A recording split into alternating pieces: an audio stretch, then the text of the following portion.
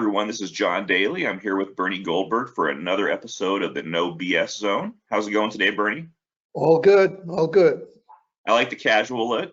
Very nice. So today we'll be talking about how the media has covered some big stories lately, specifically in regard to abortion. We had the overturning of Roe versus Wade, and also the guns issue, including some new gun control legislation in response to that terrible school shooting in Texas. Now, you touched on some of this with Bill O'Reilly. Recently, O'Reilly had given an example of how Nora O'Donnell from CBS News spoke to someone from Planned Parenthood about the overturning of Roe versus Wade and the ramifications, but didn't have on anyone representing the pro-life position to get their thoughts. I know you didn't see that, particular clip, or if she had someone on the day before or day after, but there does seem to be this general attitude I've noticed, even more so lately, that the opposing side of such an issue isn't necessarily something that needs to be given attention to, the way that it's being presented on the news. As everyone knows, you were with CBS News for almost 30 years. What do you think is at the heart of what we're seeing? Is it more than just groupthink? It's related to groupthink. Look, most journalists, everybody would agree, mainstream journalists are liberal. I would say, without knowing for certain, that most of those liberal journalists are pro-choice on the issue of abortion.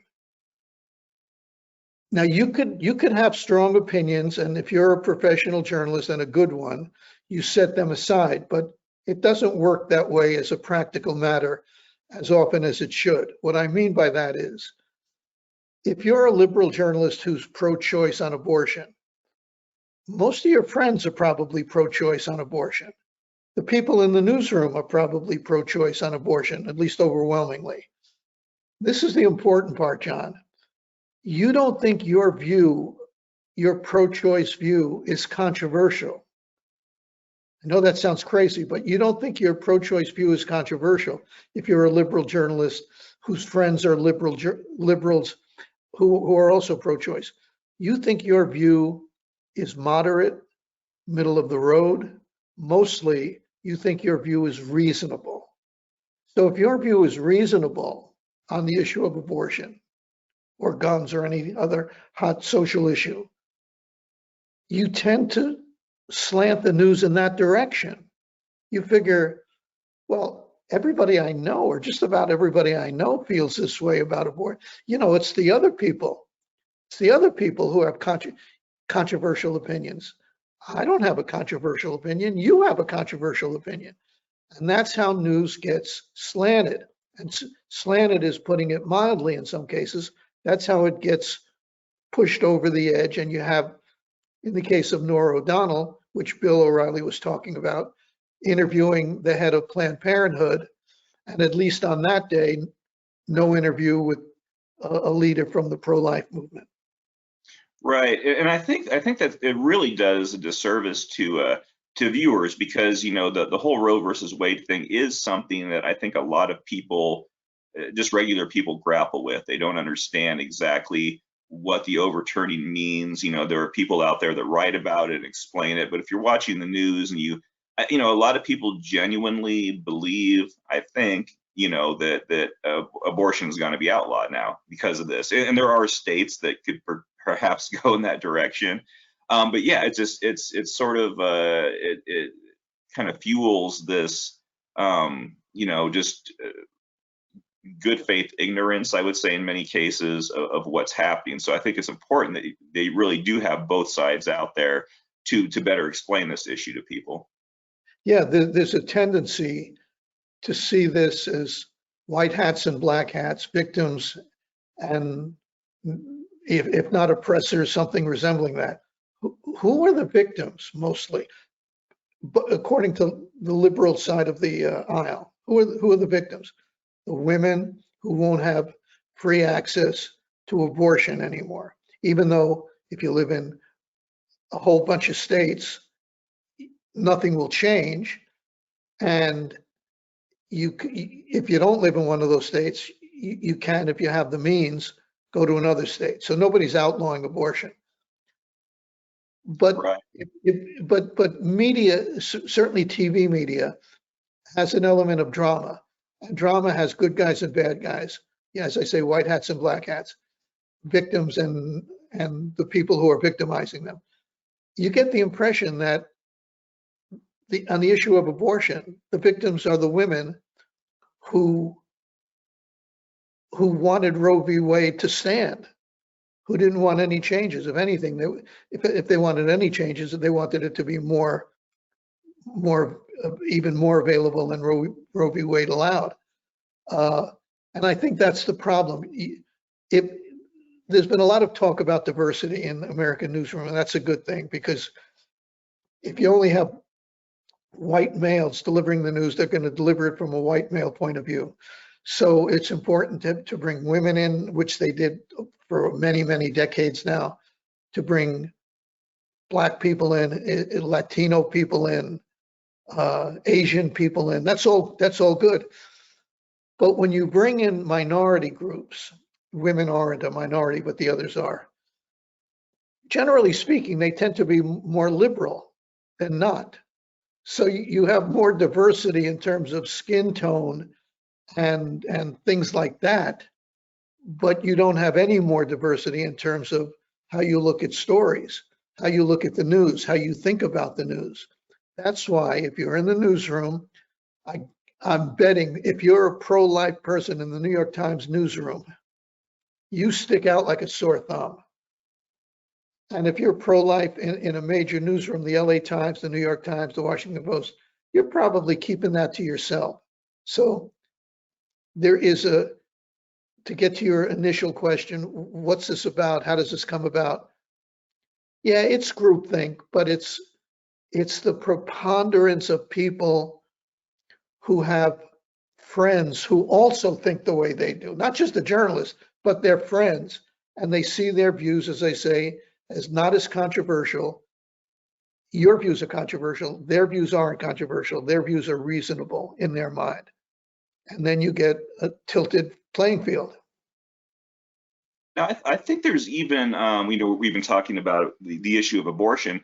I personally think there's perhaps even a bigger gap when it comes to the issue of guns. It's always sort of amazing to me the lack of basic knowledge that the journalists have when it comes to guns and gun laws. You hear we always hear terms like assault weapons, which was really a made-up term by politicians, and we talk about, we hear about machine guns when it comes to these mass shootings, when machine guns weren't applicable to any of these mass shootings. They've been outlawed for decades and decades. You also get you don't get a lot of context when it comes to, journalists citing statistics like gun deaths, what these gun deaths amounted to. A lot of them are, end up being or suicides and other things that aren't coming back to the mass shootings. We also hear about, what type of weapons were used in these mass shootings. I saw somewhere the actual statistic, I believe only 25% of them roughly were committed by, semi-automatic rifles, which is what we always talk about. 75% were handguns. And of course, I don't expect, journalists to be gun and gun law experts, but it would be nice if they would talk to people who are experts in these fields, more people, like Stephen Gutowski of the Reload. He's a very reasonable and well-informed individual on these topics, but they don't. The journalists tend to take more of a broad ideological look at these stories. What do you think about that?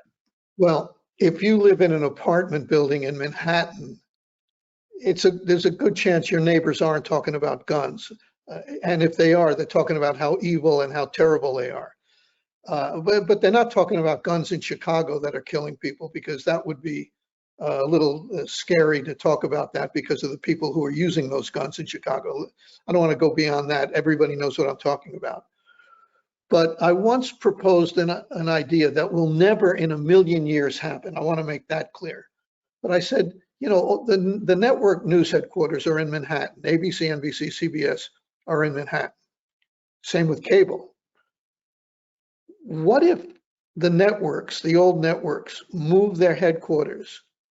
And I named a couple of places: Indianapolis, Indiana, Tupelo, Mississippi, Mitchell, South Dakota, and a couple of other places. Now, I know the people I know who I worked with at CBS would rather drink Drano than move to Tupelo, Mississippi, or Indianapolis, or Mitchell, South Dakota. Trust me on that one. But if they did have the headquarters there and they went to work every day in a nice new building in one of those places, and their kids went to public schools with kids who had different views from the views their kids have in Manhattan or Washington, D.C., they might think differently about guns. They might think differently about abortion. They might think differently about a whole bunch of social issues, because right now they don't have that exposure. If you're living in New York, you don't have a lot of exposure to views that people in Tupelo, Mississippi, or Indianapolis, or Mitchell, South Dakota have. And it would be a good idea. I know, as I say, in a million years, it's never going to happen. It could happen, but it never will. But that's not a terrible idea.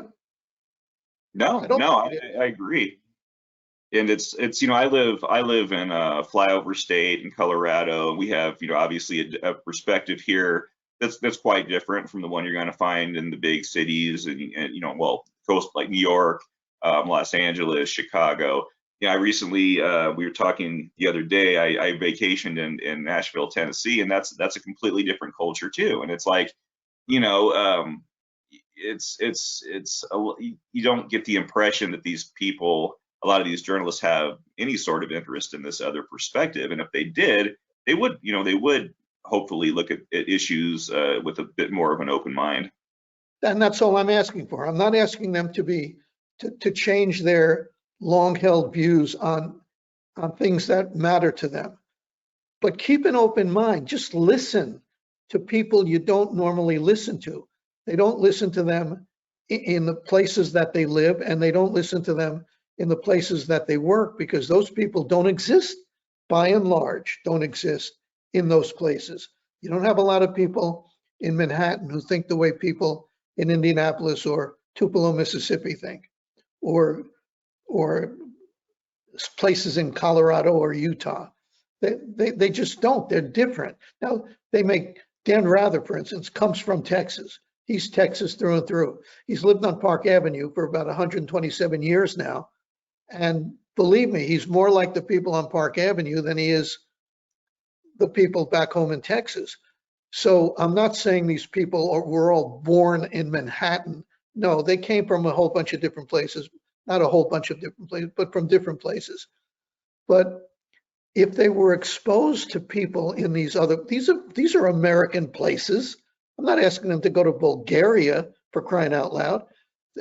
South Dakota is a nice place. Mitchell, South Dakota is they have a corn palace in Mitchell, South Dakota. It's a convention home with corn on the outside. Okay. That's not terribly sophisticated, but there are nice people who live in Mitchell, South Dakota. You might learn something if you rubbed elbows with them.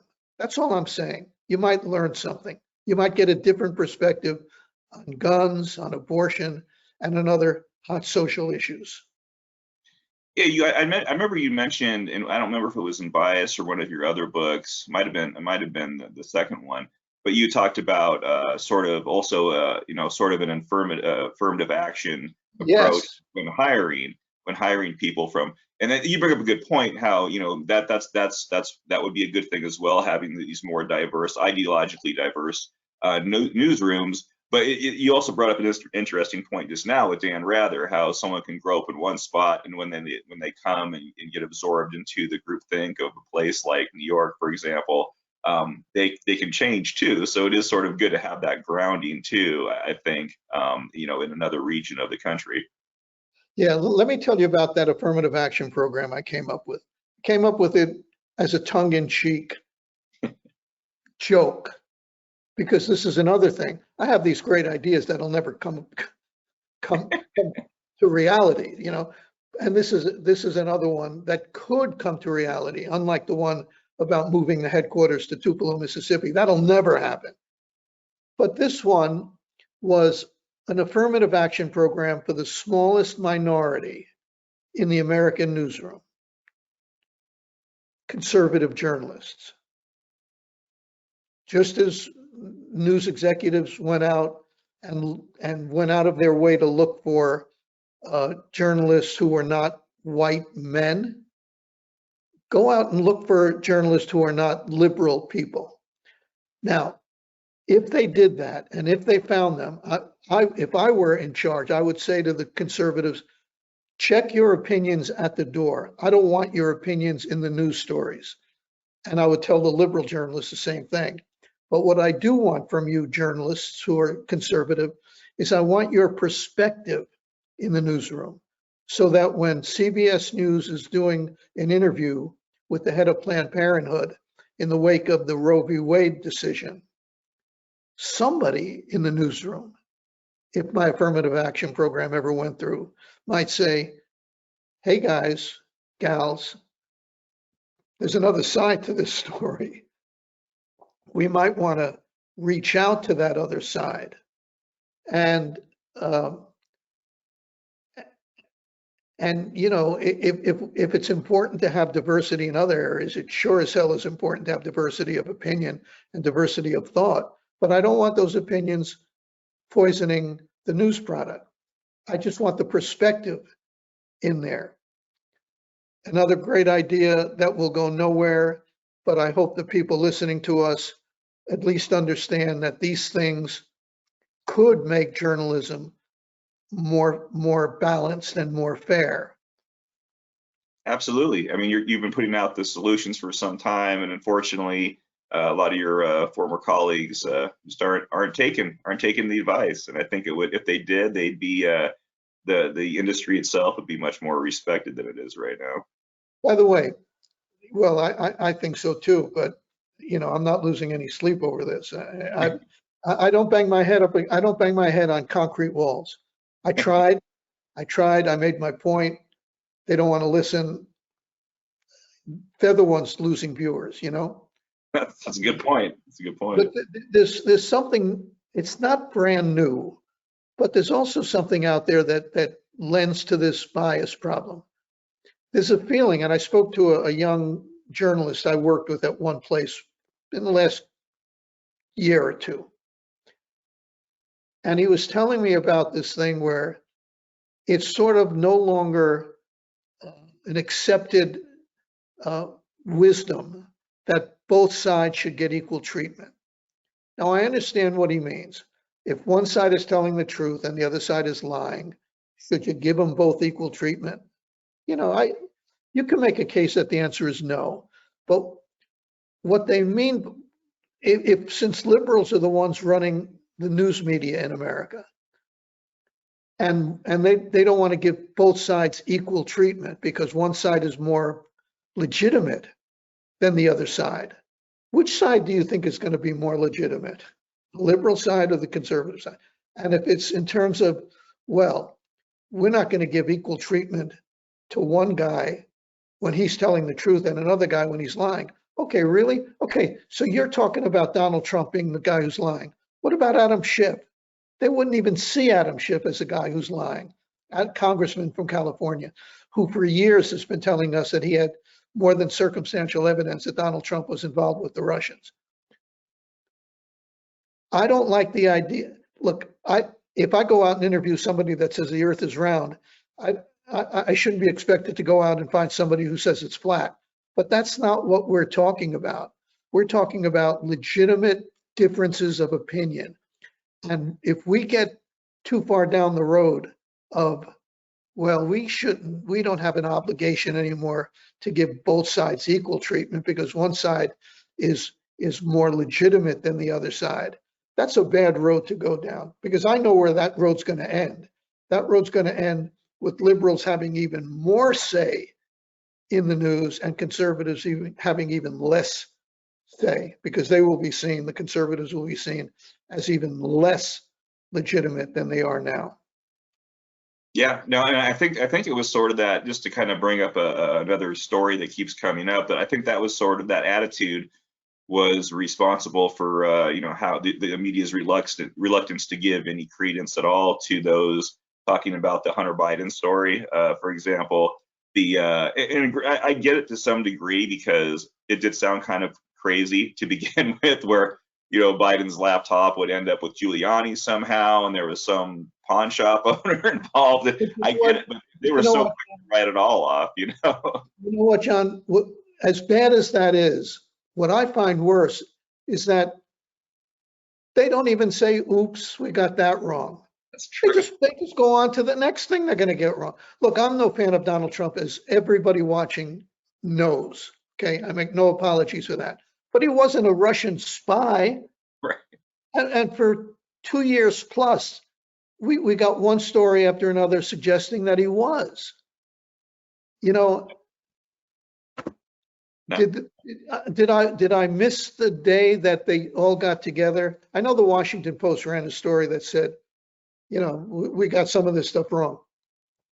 But you get the impression, it's more than an impression, I think it's a reality, that they get something wrong, as long as it's wrong in the correct direction, as long as it's wrong against the Donald Trump, for instance.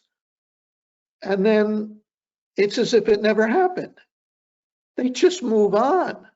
No, I'm sorry. No, we did we don't like the man. We think he's dishonest. We think bad things about him. I think bad things about him, but I want to be fair. Right. I'll think bad things about him when he deserves it, but I'm not going to say he worked with the Kremlin when he didn't work with the Kremlin. And if I did, I'd say, geez, I'm sorry. I got that so wrong. I feel terrible. They don't say anything resembling that. You know why? They're in charge. They're in charge. You don't like it? You don't like it? Too bad. They're in charge. And that's not a good thing. That's why people don't trust them. Right. Exactly. It's a credibility issue. And I think it's important to note that I think being able to admit when somebody was wrong and got something wrong, that actually adds to someone's credibility. That doesn't diminish from it. If someone's open about it and says, okay, this is why I thought this one thing, but I was wrong. I'll do better next time. I think that goes to credibility. But people are afraid, I think, if they admit they were wrong, then they'll lose credibility. And I don't think that's how it should work. You're absolutely right. Before we go, I want to make sure everybody understands one thing. You can have strong views in your private life that are liberal or conservative. And you could, at least theoretically, keep those views to yourself when you're covering controversial stories that have more than one side to them. And you can do that. I think I did that. When I was a correspondent. I don't think, well, I know for a fact that nobody ever accused me of putting out a biased story. But the problem is when you have so many people who think the way you do, that's the groupthink part. When you have so many friends outside the newsroom who are pro-choice and very few, if any, who are pro-life, you just start to think, and I know I said this, but this is the single most important thing I want to leave people with. You think your views are not controversial. You think they're simply reasonable. And if you're holding reasonable views, why do you have an obligation to give too much time to the other side? That's the problem. Yeah. Well, that sounds like a good place to leave it then.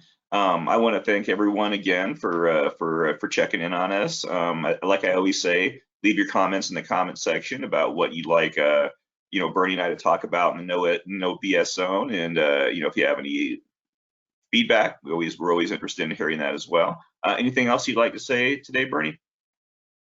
Just that I hope everybody had, I'm trying to think of, I hope everybody had a great 4th. The column that's posted on Monday of this week talks about how this is still a great country, whether people on the left think so or not. And I hope if you haven't read it yet, I hope you read that too. Oh, it's a great column. I definitely recommend it. If you haven't, everybody should check that one out. So, all right. Well, thanks again, Bernie. You have a great day. Okay. You too, John. Thank you.